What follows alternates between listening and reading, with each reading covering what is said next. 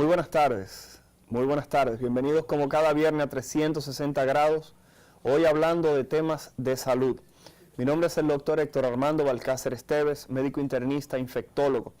En la tarde de hoy tenemos un tema bastante interesante, un tema que a la fecha se reconoce como un tema tabú dentro de lo que es la población y dentro de lo que es el colectivo. Vamos a hablar de disfunción eréctil, lo que las personas conocen como impotencia sexual masculina. Para este tema, un poquitito espinoso, tenemos con nosotros al doctor César Rivera Peñaló, quien es cirujano urólogo, que nos va a acompañar para tratar el tema. Como cada viernes, tenemos una pequeña introducción hablando de salud y vamos a hablar en el viernes de hoy sobre la vacuna del virus de la influenza. Lo primero que tenemos que decir es que ya está disponible la vacuna del virus de la influenza para el año 2018 en la República Dominicana. Como habíamos mencionado al inicio del otoño, cuando comienza ya el final de año, estamos hablando de que la vacuna se hace presente en nuestro medio, así como en otros países. Somos un país muy dado a copiar lo que son las iniciativas y conductas de países desarrollados. Entiendo que esta conducta debe ser todavía más aún copiada, puesto que estamos hablando de una conducta que se asocia a salud y a la prevención de enfermedad. Hay que reconocer que la vacuna del virus de la influenza o contra el virus de la influenza es una vacuna que no previene la aparición de la gripe, sino que previene la aparición de una situación respiratoria severa que se conoce como influenza. Es tanto así de que se habla que cerca de 84.000 muertes cada año pudieran estar vinculadas a lo que es la infección por este virus. Por tal motivo, lo que debemos tratar de reconocer es que esa vacuna se debe aplicar todos los años. Todo el que nos está viendo, que tiene un familiar en Estados Unidos, ha escuchado que esa persona dice, me toca antes de ir a República Dominicana aplicarme mi flu shot, que es como se conoce, su vacuna contra la influenza. Repito, recordar que existe una diferencia entre gripe e influenza, que la influenza es un proceso severo. Balcácer, ¿y por qué me tengo que vacunar? Bueno, tienes que vacunarte por dos razones. Uno, comienza esa época del año en la cual la República Dominicana recibe visitantes desde Europa y desde Estados Unidos, en los cuales tienen un invierno. El cambio de temperatura se asocia a la llegada de esas personas con procesos respiratorios. Y si te enfermas, si tú tienes un hijo que tiene menos de 5 años, vives con una embarazada o tienes algún familiar que esté embarazado, simplemente esa persona podría presentar alguna enfermedad severa. ¿Qué otras personas deben vacunarse? Los mayores de 65 años. Todas las personas que son diabéticas, aquellos que tienen el corazón grande, trasplantados, personas con problemas del hígado o con problemas de riñón. Por esa razón debemos recordar que la vacuna de la influenza es una vacuna que previene procesos severos y que salva vidas. Por tal razón trate de aplicársela. Se aplica una sola dosis y se aplica todos los años. Lo dijimos de hace un tiempo, siempre hay que hacer un pequeño ahorro para prevenir situaciones. Recordar que al final de año siempre hay alguien que dice, me dio una gripe malísima. Bueno, esa es la introducción del día de hoy en 360 grados. No se despeguen de su televisor porque al regreso vamos a tener al doctor César Rivera Peñaló, quien es cirujano urólogo, y vamos a tratar el tema de impotencia sexual masculina o disfunción eréctil. Regresamos en unos minutos, no se despeguen.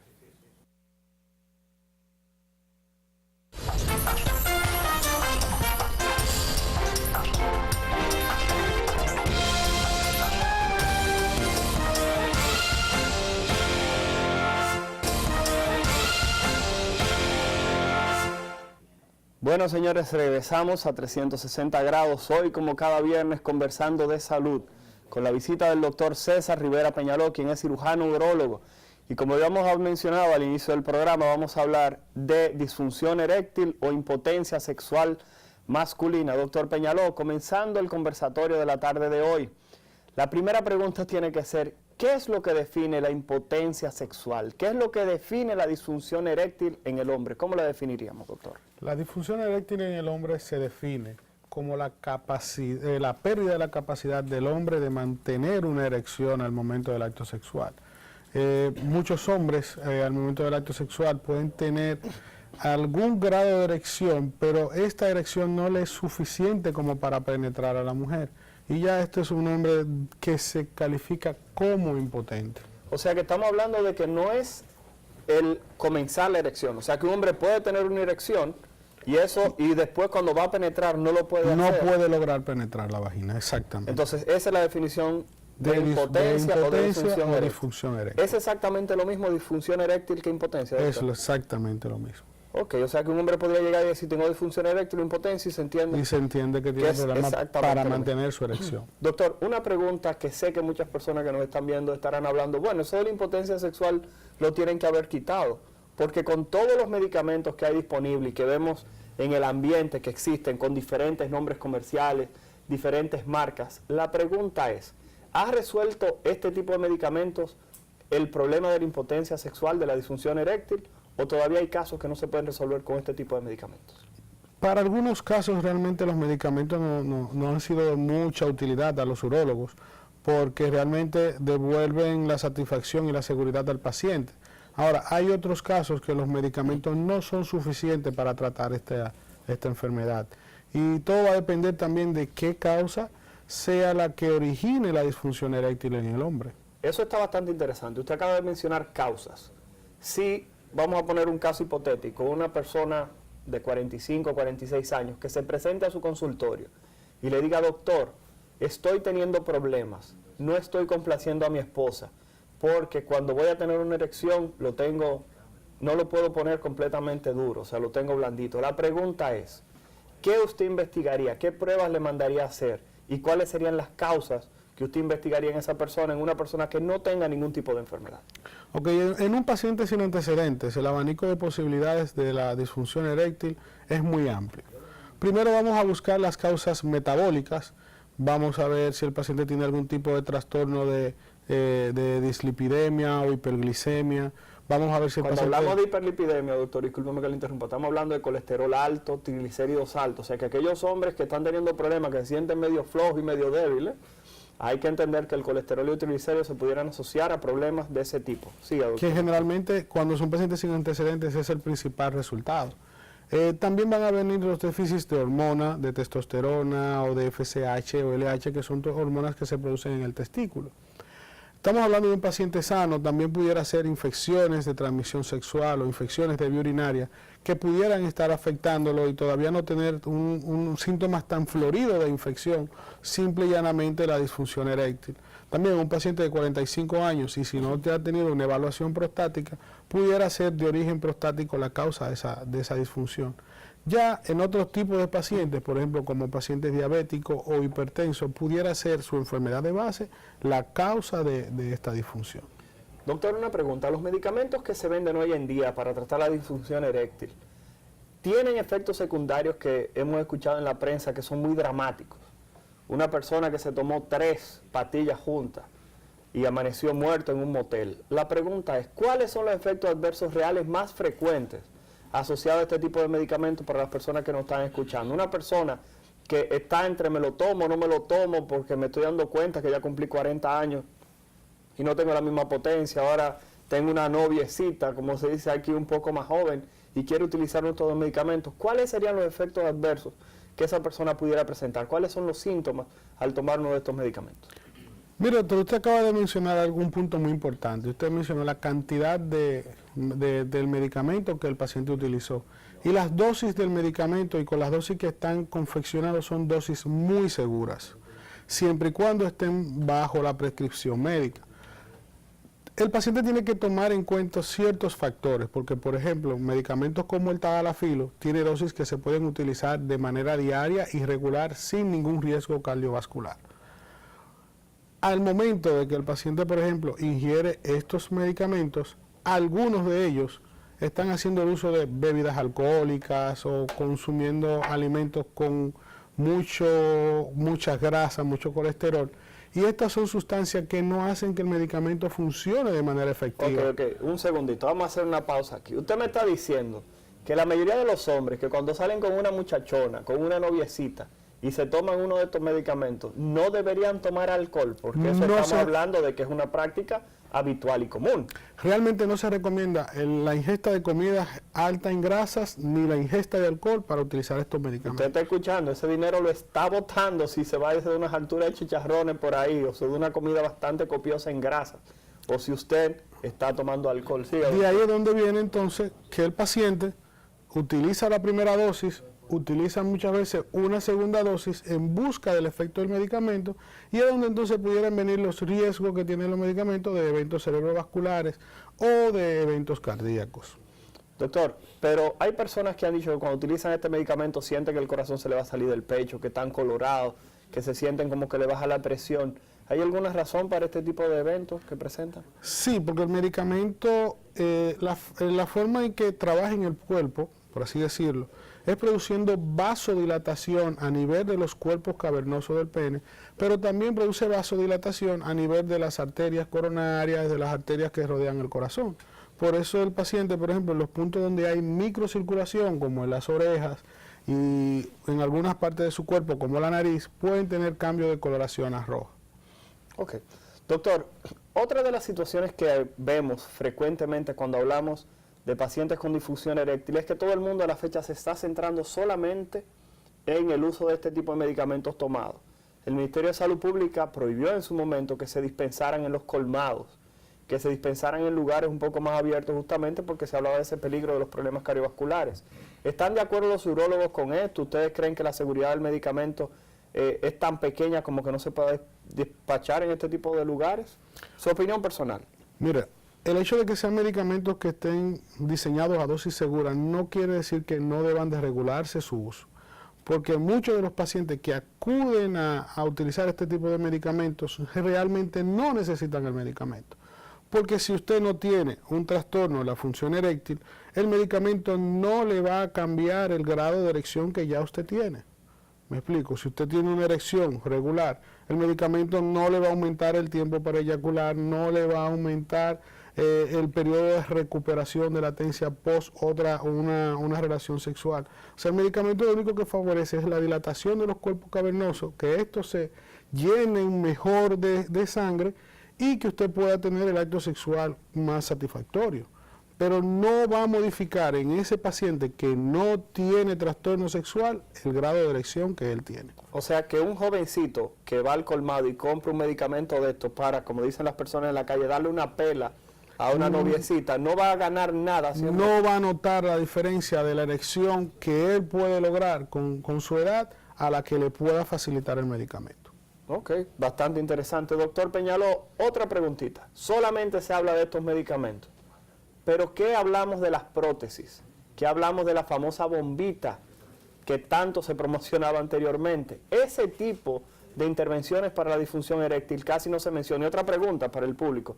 ¿Usted trabaja con este tipo de intervenciones, con prótesis a nivel de pene?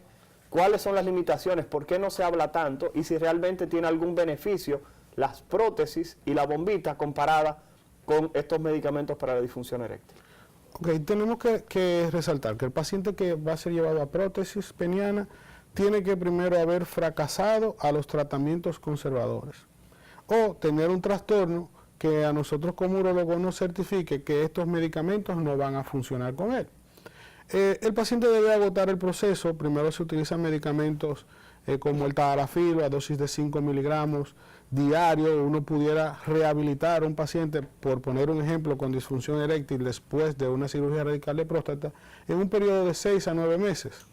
Pero si este paciente no se rehabilita en ese periodo, pudiéramos utilizar, por ejemplo, la inyección de prostaglandina a nivel de los cuerpos cavernosos, que aunque es un poquito traumático para el paciente, pues debe de inyectarse el pene una cantidad de miligramos de un medicamento que se llama papaverina, que puede devolverle la erección de manera fisiológica al paciente. Pero si con este medicamento tampoco podemos lograr una rehabilitación de ese paciente, insertarlo a su vida sexual, podemos utilizar entonces lo que son las bombas de aspiración o vacuum, donde se enseña al paciente cómo lograr una dilatación de sus cuerpos cavernosos con una bomba de aspiración especial para el pene. Ya si el paciente, por ejemplo, agotó todos estos recursos y no logra tener una erección adecuada, entonces se le recomienda las prótesis. Tenemos experiencia tanto con la prótesis hidráulica como con la prótesis maleable. Ok, vamos a detenernos. Prótesis hidráulica y prótesis maleable. Estamos hablando de que se va a insertar un dispositivo en el pene. En el cuerpo cavernoso del pene. Ok. Ese dispositivo va a sustituir el mecanismo que llenaba el cuerpo cavernoso de sangre y se va a quedar de manera permanente dentro del cuerpo cavernoso. Y en el caso de la prótesis hidráulica, con un mecanismo que se le instala al pene, que se le instala al varón en el escroto, este se llena de agua y logra una erección a nivel de los cuerpos cavernosos, que es a través del dispositivo. Ahora, las prótesis semirrígidas o maleables son aleaciones metálicas revestidas de silicona que se colocan dentro de los cuerpos cavernosos. Un pene biónico, está revestido de metal. Exactamente, donde se le coloca este dispositivo dentro de los cuerpos cavernosos y el pene se mantiene erecto y el hombre solamente tiene que darle la forma para cuando no va a tener una relación sexual, ocultarlo dentro de su ropa y luego colocarle en la posición que necesita al momento del acto sexual. Ok, este tipo de intervenciones, ¿por qué no es más frecuente en nuestro medio? ¿Es frecuente en otras partes del mundo? En otras partes del mundo sí, tuve la experiencia de donde fui a hacer el fellow de endourología, donde por ejemplo los pacientes si eran pacientes que tenían problemas de disfunción eréctil, como una patología como el cáncer de próstata, que en algunos casos el paciente pierde las erecciones, este paciente ya su paquete de seguro médico le incluía la rehabilitación sexual, ya sea medicamentosa o si fallaba los medicamentos, la colocación de la prótesis. Incluso incluía el paquete, en algunos casos, pacientes que quedaban con incontinencia, la colocación de un esfínter artificial. En nuestro medio tenemos la dificultad de que muchas ARS y muchos planes de seguro no incluyen en el paciente el costo de la colocación de la prótesis. El paciente debe de hacerlo de manera particular.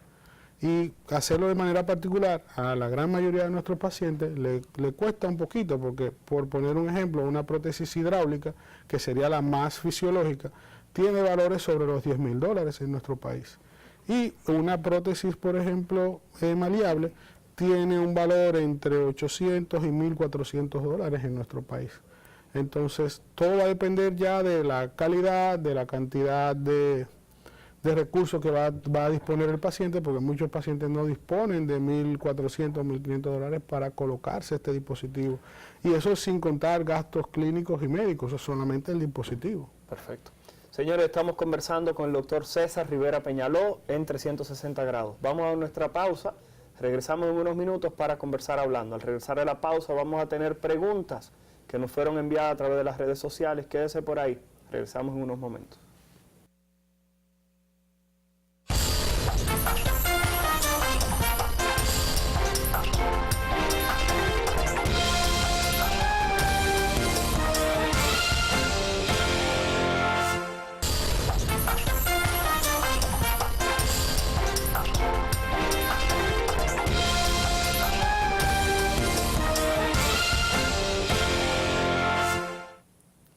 Gracias por permanecer en sintonía con 360 grados. Hoy como viernes tratando un tema de salud. En el día de hoy estamos tratando disfunción eréctil o impotencia sexual masculina, un tabú en República Dominicana. Queremos agradecer a las personas que nos enviaron sus videos a través de las redes sociales y sus preguntas. Hemos seleccionado unas cuantas, no las podíamos seleccionar todas porque realmente era una cantidad importante. Agradecer también la sintonía de la doctora Libni Valenzuela, ginecóloga, quien va a estar con nosotros el día 12 de octubre, viernes 12 de octubre, hablando sobre infertilidad, para hablar de métodos para aquellas damas que no pueden salir embarazadas. Doctor Peñaló, vamos a solicitar a nuestro máster, Cristian, que por favor, si pudiera colocar las preguntas para que usted las escuche y pudiera ir respondiendo estas inquietudes. Cristian, cuando usted pueda, por favor. Buenas, doctor. Mis preguntas son las siguientes. ¿Puede el estrés influir en la impotencia sexual? Y de ser así, ¿debe el paciente medicarse? Doctor Peñaló, el estrés y la impotencia. El estrés ahora mismo es una de las causas más comunes de disfunción eréctil. El paciente que está sometido a estrés realmente es un paciente que hay que medicarlo y muchas veces hay que polimedicarlo, o sea, no solamente hay que utilizar inhibidores de la fosfodiesterasa 5, sino que tenemos que utilizar también... Un segundo, los inhibidores de la fosfodiesterasa 5, el doctor lo que quiere hablar son de esos medicamentos como el sildenafil, como el tadalafil, que son medicamentos para la erección, que eran esos medicamentos que estábamos mencionando ahorita. Diga, doctor. Y como son pacientes, los pacientes con estrés tienen niveles muy elevados de serotonina en sangre, también se utilizan inhibidores de la recaptación de serotonina. O sea, se utilizan antidepresivos y medicamentos para la ansiedad. Para la ansiedad, para poder recuperar al paciente. Ya el paciente con estos trastornos es un paciente multidisciplinario. Tenemos que asociarnos muchas veces con el psicólogo clínico o terapeuta sexual o con los psiquiatras. Excelente. Cristian, la próxima pregunta, por favor. Doctor, ¿puede un hombre volverse dependiente de los medicamentos para poder tener una erección? Oh, qué pregunta, que si un hombre se puede volver dependiente de los medicamentos para las erecciones, doctor. Realmente muchos hombres logran ser dependientes, por así utilizar el término, porque necesitan algo que le dé confianza para sostener la relación sexual. Por eso es que no recomendamos a pacientes que no tengan trastorno de función eréctil utilizar estos medicamentos, porque muchas veces lo están utilizando y realmente no lo necesitan. Lo que necesitan es solamente una orientación para mantener un buen acto sexual. Excelente. La próxima pregunta, por favor, Cristian. Buenos días, doctor. Quisiera saber cuál es la probabilidad de que los peloteros que se inyecten testosterona presenten impotencia sexual. Peñalo, yo quiero hacer un paréntesis aquí, porque él mencionó específicamente peloteros, pero hoy en día vemos muchos muchachos que quieren estar fuertes, quieren estar rock en el gimnasio, que se pullan de todo. Entonces la pregunta es, esos muchachos que están en el gimnasio, que quieren verse fuertes y ponerse roca de una vez, que se pullan, repito, de todo, ¿pueden tener algún tipo de problema de erección? Primero tenemos que recordar una cosa, la testosterona es una sustancia dopante. Está prohibido su uso en atletas porque mejora el desempeño muscular y mejora el desempeño del atleta. Entonces, no aconsejamos a ninguno de estos jóvenes que están ahora en busca de una firma o de un contrato utilizar esta sustancia. Usted no la necesita. Segundo, si el uso indiscriminado de testosterona exógena pudiera causar hipogonadismo. ¿Qué es esto? ¿A qué nos referimos con hipogonadismo? En la forma en que la testosterona natural, el cuerpo la produce, es por un eje que la testosterona per se estimula una sustancia que tenemos en una glandulita que se llama adenohipófisis para que produzca una hormona que va a estimular a las células del testículo para que produzcan FSH y LH, que son dos sustancias que una va a estimular al testículo para que produzca testosterona y la otra va a estimular al testículo para que produzca espermatozoides. Si utilizamos entonces la testosterona exógena, O sea, inyectado, usted se le nos inyecta. inyectamos la testosterona, estos niveles de testosterona van a enviar un mensaje a nuestro cerebro que le va a decir, no necesitamos esa pulsación de la hormona que tú de la sustancia que tú produces. Y automáticamente, como se deja de producir esa sustancia, se van a dejar entonces de producir la cascada que derivan de ella, como la FSH y la LH. ¿Qué pasa con la testosterona exógena? Que para mantener una erección o para mantener la fisiología masculina no es tan eficiente como la exógena. Y los testículos se van a poner chiquitos, como ya no necesitamos testosterona, y el hombre entonces cuando deja de utilizar esta sustancia pierde sus facultades masculinas. Usted escuchó, deje de pullarse que se le van a poner las bolas pequeñas. La otra pregunta, Cristian, por favor. Doctor, buenas tardes. Generalmente las personas que sufren de diabetes y de alta presión sufren de impotencia sexual, pero tengo conocimiento que otros con estas enfermedades funcionan adecuadamente. ¿Cuál es su opinión al respecto? Todo depende de cómo usted lleve su vida con estas enfermedades. Los pacientes que son diabéticos o hipertensos, que no usan su medicamento de manera regular, van a tener daño endoteliar. Y ese daño endoteliar, por ejemplo, en los diabéticos se puede traducir en trastornos renales o en trastornos, por ejemplo, a nivel de la microcirculación. Pero esos trastornos a nivel de la microcirculación general o renal o de la retina, como pasa en el caso del diabético, también va a llegar a la microcirculación del pene. Y por eso en pacientes que son diabéticos descontrolados van a tener disfunción eréctil. Un paciente diabético que utilice su medicamento de manera regular, haga su dieta y lleve todo su régimen por la patología de base que presenta, no va a tener ningún tipo de problema de disfunción eréctil. Ahora, de tenerlo, se puede trabajar de manera muy segura y eficaz con los inhibidores de la fosfodiesterasa 5. Excelente. Si usted es diabético, ya sabe, llame al doctor Peñaló, que estaba apareciendo en pantalla el teléfono con cierta regularidad. Cristian, la próxima pregunta, por favor. Doctor, ¿es la eyaculación precoz un problema de impotencia sexual? Muchas gracias. Dentro del grupo de trastornos de la función sexual, la eyaculación rápida y eyaculación precoz son dos trastornos que también hay que prestarle atención al paciente. Y muchas veces estos son pacientes que pueden lograr una erección, pueden penetrar una vagina, pero el periodo entre la penetración y la eyaculación es muy corto. Esa es la diferencia entre el que es impotente. El impotente no tiene una erección o tiene una erección que no le permite penetrar la vagina. Generalmente los trastornos de la eyaculación van a estar asociados mucho con el estado de ánimo del paciente. Y son pacientes que también deben de ser tratados de manera multidisciplinaria. Excelente. La próxima pregunta, por favor. Doctor, ¿es relevante en la identificación sexual que tenga la pareja para que haya disfunción eréctil? Es decir, ¿se da más en homosexuales o heterosexuales? Gracias. La orientación sexual, doctor, las preferencias sexuales, que si en los homosexuales o en los heterosexuales hay diferencia en cuanto a lo que es la impotencia sexual. No hay ningún tipo de diferencia, porque su preferencia sexual va entonces a activar uno de los mecanismos de la erección, que es la erección neurógena o reflexógena. Y si el varón se estimula con una hembra, con eso va a tener una erección. Y si se estimula con un varón, también con eso va a ser necesario para tener una erección. Okay, perfecto. La orientación sexual realmente no es un tema. Perfecto. La próxima pregunta, por favor. Buenas tardes, doctor. ¿La cirugía para extirpar el cáncer de próstata puede conducir a la disfunción eréctil?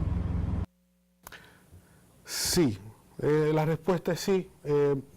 Hay un gran número de pacientes que pudieran quedar con disfunción eréctil porque al momento de realizar la cirugía y dependiendo de la técnica que se utilice para la cirugía, pudiera haber lesiones de los nervios que van al pene y estas lesiones pudieran traducirse en pérdida de la erección. Ahora, hay un gran número de pacientes que con medicamentos se pueden rehabilitar después de una cirugía radical de próstata. Hay otros pacientes que agotan el periodo de utilización de los medicamentos y hay que colocarle prótesis. Excelente, pero por lo menos ya hemos dado aquí algunas opciones. Si usted tuvo una extirpación de próstata y con los medicamentos que hemos mencionado no consigue una erección, puede cotizar con el doctor Peñaló el implante de una prótesis.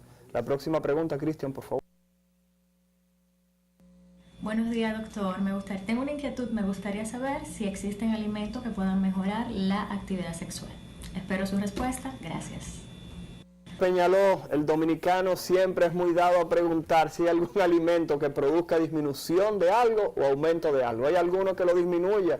O si lo aumenta, como habla la gente de los camarones, del lambí, de la raíz de qué sé yo qué cosa, del cuerno de rinoceronte. La chinola. La chinola que si lo tumba. Esa es una pregunta bastante buena. Vamos, doctor Peñaló. El estilo de vida del paciente va a influir mucho en su salud sexual. Pacientes que tienen dieta con muchas grasas, comida chatarra, dieta con alto contenido de azúcares, son pacientes que van a ser proclives a tener trastorno de la función eréctil. Ahora, pacientes que utilicen dieta rica, por ejemplo, en vegetales, legumbres, son pacientes que no van a tener ningún problema en su salud sexual. Ok, ¿y eso de la chinola, es verdad o es mentira? Bueno, la chinola es algo que estaría por comprobarse, pero de verdad. Y lo de los camarones, que son afrodisíacos, los mariscos. Los mariscos son considerados todos afrodisíacos, el consumo de mariscos, mucha gente lo ve por esa parte, pero también tenemos que ver que las dietas ricas en mariscos elevan mucho los niveles de colesterol. Y en la experiencia mía he visto muchos pacientes que consumen este tipo de alimentos con niveles altos de colesterol y son la causa de su disfunción eréctil, solamente el nivel alto de colesterol. Excelente. La próxima pregunta, Cristian, por favor. Buenas tardes, doctor. ¿Puede la circuncisión ser causal de una erección débil? Gracias, doctor. Yo creo que eso es un tema que hay que realmente prestarle atención porque hay muchos hombres que van donde el urólogo le dice que hay que hacer la circuncisión Y muchas personas tienen miedo porque creen que haciéndose esa cirugía de quitarse la telita, como le llaman, pueden no tener una erección adecuada, que el pene va a ser más pequeño. Dinos, por favor, Peñaló. Hay un problema y muchas veces nosotros los urólogos hacemos la circuncisión y no investigamos la parte de función eréctil en el paciente. Es un tema que a muchos no ha pasado. Muchas veces el paciente... Sí, pero la pregunta es, si un hombre se hace una circuncisión, ¿va a tener problemas para la erección? No necesariamente. Okay. ¿Pero sí, se pudiera asociar? Se pudiera asociar, porque hay algunos pacientes, por ejemplo, que hay circuncisiones que no son hechas por urólogos, sí, donde si se profundiza mucho y se lesiona una de las túnicas que envuelve el pene pierde la fortaleza para la erección. ¿Ok? Es un tema que hay que tratarlo con cuidado. Ok. Ahora, el hecho de ser circunciso no quiere dejar dicho que sea impotente. Incluso en algunos tipos de trastornos, por ejemplo, como la eyaculación rápida, nosotros recomendamos la circuncisión para que el paciente aumente su tiempo, prolongue su tiempo en la relación sexual, porque es un beneficio que otorgamos con la circuncisión, mejoría del desempeño sexual. Ahora, algunos trastornos que pudieran venir después de la circuncisión, y la circuncisión como procedimiento no es un procedimiento con tanto riesgo, pero hay pacientes que sí, que han quedado con disfunción eréctil después de una circuncisión, o pacientes que han quedado con fístula a nivel de la uretra después de una circuncisión. Y todo va a depender de quién haga el procedimiento, porque hasta a mí me pudiera pasar. Ok. La próxima pregunta, por favor. Buenos días. Aunque es un tema de tabú dentro de los hombres, me gustaría hacer la siguiente pregunta. ¿La disfunción eréctil puede ser heredada de los padres? Esa es una buena pregunta. Si su papá era impotente o tenía disfunción eréctil, ¿el hijo es más probable que le herede? No, no creo que se relacionen padre e hijo. Ahora, si hay enfermedades como la diabetes, que si el hijo la tiene y el padre la tuvo, entonces también ese paciente va a caer en disfunción eréctil secundaria a esos antecedentes que el paciente tuvo. Pero no porque haya un mecanismo genético que explique la disfunción eréctil. Ok. La próxima pregunta, por favor. Buenas tardes, doctor. Doctor, mi pregunta es la siguiente. ¿El exceso de relaciones sexuales a través del tiempo pueden ocasionar disfunción eréctil? Ok, Peñaló, espérate. Un segundito porque yo voy a hacer una pregunta ahí mismo. Si una persona se masturba mucho durante la adolescencia y ahora que tiene relaciones sexuales también mucho, ¿se puede asociar una de las dos a impotencia posteriormente? No necesariamente. Okay. Ahora, tenemos que ver una cosa. Mencionamos al principio que las causas de disfunción eréctil van a entrar los procesos infecciosos. Si es un paciente que tiene relaciones sexuales muy frecuentemente de riesgo y con esta puede contraer una infección de transmisión sexual, si eso pudiera explicar que tenga un trastorno en la función eréctil. La infección que contrajo porque tiene muchas relaciones sexuales de riesgo. Pero no por la relación sexual en sí. Pero no porque la relación sexual sea una causa de disfunción eréctil. No se le acaban los espermatozoides. No se le acaban los espermatozoides de tantas relaciones. No. Ya si usted tiene, si es un paciente de infertilidad, es un paciente entonces que hay que orientarlo a que programe sus relaciones sexuales para que entonces en cada relación tenga mayor probabilidad de dejar mejor impregnada a su pareja para que pueda concebir. Pero el que tenga una relación sexual, si no es de riesgo, porque ahora mismo estamos practicando muchas relaciones sexuales de riesgo, más de una pareja, muchísimas cosas que hay. Si esto sí puede usted entonces llevarlo a una infección de transmisión sexual que le pueda producir, por poner un ejemplo, una prostatitis por clamidia, una disfunción eréctil. Ok, ¿y lo de la masturbación, Peñaló? La masturbación tampoco te va a generar una disfunción eréctil. Ahora, la masturbación lo que sí te puede traer consigo son trastornos de la eyaculación, que después el paciente tenga o eyaculaciones muy rápidas o eyaculación retardada, que son trastornos igual de severos los dos. Ok. Doctor Peñaló, conversando aquí entre nosotros, hay algo interesante que hay que tratar de mencionar, y es el hecho de que la disfunción eréctil tiene tratamiento. ¿Podría, por favor, hacerle un llamado a las personas que nos están viendo, ya que nos quedan 2 minutos? La disfunción eréctil, tratada a tiempo y por el especialista adecuado, tiene solución. Siempre y cuando se agoten todos los métodos diagnósticos que tenemos para ella y se agoten los tratamientos adecuados, tiene solución y todos los tratamientos que hay, siempre y cuando sean prescritos por un médico, son seguros. Perfecto. Señores, gracias por estar con nosotros como cada viernes en 360 grados, conversando temas de salud. Mi nombre es el doctor Héctor Armando Balcácer Esteves, médico infectólogo. Nos vemos el próximo viernes. Gracias por el privilegio de su sintonía y nos vemos.